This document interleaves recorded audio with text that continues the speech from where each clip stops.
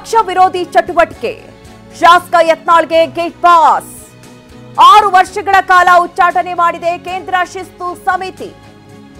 ಯತ್ನಾಳ್ ದೆಹಲಿಯಲ್ಲಿ ಇದ್ದಾಗಲೇ ಈ ಉಚ್ಚಾಟನೆಯ ವಿಚಾರ ಹೊರಬಿದ್ದಿದೆ. ಉಚ್ಚಾಟನೆ ಆಗ್ತಾ ಇದ್ದಂತೆ ಯಾರ ಸಂಪರ್ಕಕ್ಕೂ ಕೂಡ ಸಿಗ್ತಾ ಇಲ್ಲ ಯತ್ನಾಳ್. ದೆಹಲಿಯಿಂದ ಬಂದ ಯತ್ನಾಳ್ ಎಲ್ಲಿದ್ದಾರೆ ಅನ್ನೋದೇ ಈವರೆಗೆ ತಿಳಿದು ಬಂದಿಲ್ಲ. ಬೆಂಗಳೂರು ಹೈದರಾಬಾದ್ನತ್ತ ಪ್ರಯಾಣಿಸಿದ್ದಾರೆ ಅನ್ನುವಂತಹ ಮಾಹಿತಿ ಇದೆ. ಚಿಂಚೋಳಿಯಲ್ಲಿ ಕಾರ್ಖಾನೆಯ ಗೆಸ್ಟ್ ಹೌಸ್ನಲ್ಲಿ ಇರಬಹುದು ಅನ್ನುವಂಥದ್ದು. ಯಾರ ಕೈಗೂ ಕೂಡ ಸಿಗದೆ ದೂರವಾಣಿ ಕರೆಯನ್ನ ಸ್ವೀಕರಿಸದೆ ಎಲ್ಲಿ ಹೋದ್ರು ಯತ್ನಾಳ್?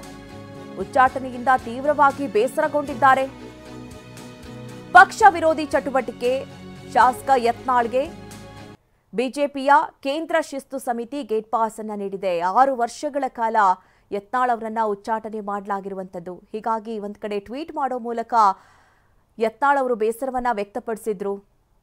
ಸ್ವಹಿತಾಸಕ್ತಿ ನಡೀತಾ ಇದೆ, ಆದರೂ ಕೂಡ ನಾನು ಕುಟುಂಬ ರಾಜಕಾರಣದ ವಿರುದ್ಧ ಯಾವತ್ತೂ ಕೂಡ ನನ್ನ ಹೋರಾಟವನ್ನ ನಿಲ್ಲಿಸೋದಿಲ್ಲ ಅನ್ನುವಂಥ ಟ್ವೀಟ್ ಅನ್ನ ಮಾಡಿದ್ರು. ಅದಾದ ನಂತರದಲ್ಲಿ ಯಾರ ಕರೆಯನ್ನು ಕೂಡ ಸ್ವೀಕರಿಸ್ತಾ ಇಲ್ಲ, ಸಂಪರ್ಕಕ್ಕೆ ಸಿಗ್ತಾ ಇಲ್ಲ ಅನ್ನುವಂತಹ ಮಾಹಿತಿ. ಎಲ್ಲಿ ಹೋದ್ರು? ಹಾಗಾದ್ರೆ ದೆಹಲಿಗೆ ಹೋಗಿದ್ರು. ಆ ಸಂದರ್ಭದಲ್ಲೇ ಈ ರೀತಿಯ ಆದೇಶ ಹೊರಬಿತ್ತು. ಆದ್ರೆ ಅದಾದ ನಂತರದಲ್ಲಿ ದೆಹಲಿಯಿಂದ ಬೆಂಗಳೂರಿಗೆ ಬಂದಿದ್ದಾರಾ, ಹೈದರಾಬಾದ್ಗೆ ಹೋದ್ರಾ, ಎಲ್ಲಿದ್ದಾರೆ ಯತ್ನಾಳ್ ಅನ್ನುವಂತಹ ಪ್ರಶ್ನೆ. ಬಸನಗೌಡ ಪಾಟೀಲ್ ಯತ್ನಾಳ್ ಅವರು ಪದೇ ಪದೇ ನಾಯಕರ ವಿರುದ್ಧವಾಗಿ, ಅಂದ್ರೆ ತನ್ನದೇ ಪಕ್ಷದ ನಾಯಕರ ವಿರುದ್ಧವಾಗಿ, ತನ್ನದೇ ಪಕ್ಷದ ಕೆಲ ನಾಯಕರ ವಿರುದ್ಧವಾಗಿ, ಜೊತೆಗೆ ಪ್ರತ್ಯೇಕ ಸಭೆಗಳನ್ನು ಮಾಡುವಂತಹ ನಿಟ್ಟಿನಲ್ಲಿ ಸಾಕಷ್ಟು ಕೋಪಕ್ಕೆ ಗುರಿಯಾಗಿದ್ರು. ಪದೇ ಪದೇ ಆರೋಪಗಳನ್ನು ಮಾಡ್ತಾ ಇದ್ರು. ಈ ವಿಚಾರಕ್ಕೆ ಸಂಬಂಧಪಟ್ಟಂತೆ ದೂರುಗಳು ಕೂಡ ನೀಡಲಾಗಿತ್ತು. 2 ಬಾರಿ ಅವರಿಗೆ ಶೋಕಾಸ್ ನೋಟಿಸ್ ಅನ್ನ ಕೂಡ ಜಾರಿ ಮಾಡಲಾಗಿತ್ತು. ಮೊದಲ ಬಾರಿ ಶೋಕಾಸ್ ನೋಟಿಸ್ ಅನ್ನ ನೀಡಿದಂತಹ ಸಂದರ್ಭದಲ್ಲಿ ಅದಕ್ಕೆ ಉತ್ತರ ಕೊಟ್ಟಿದ್ರು. ನನ್ನ ನಡವಳಿಕೆಯನ್ನ ಬದಲಾಯಿಸಿಕೊಳ್ತೀನಿ ಅನ್ನುವಂತಹ ಮಾತನ್ನ ಹೇಳಿದ್ರು.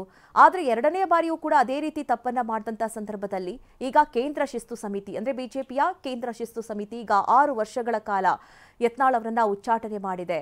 ಹೀಗಾಗಿ ಈ ಬಗ್ಗೆ ಯತ್ನಾಳ್ ಅವರು ಕೂಡ ಭಾರಿ ಬೇಸರಗೊಂಡಿದ್ದಾರೆ. ಈ ಬಗ್ಗೆ ಟ್ವೀಟ್ ಮಾಡಿ ಕೂಡ ತಮ್ಮ ಬೇಸರವನ್ನ ಹೊರಹಾಕಿದ್ರು.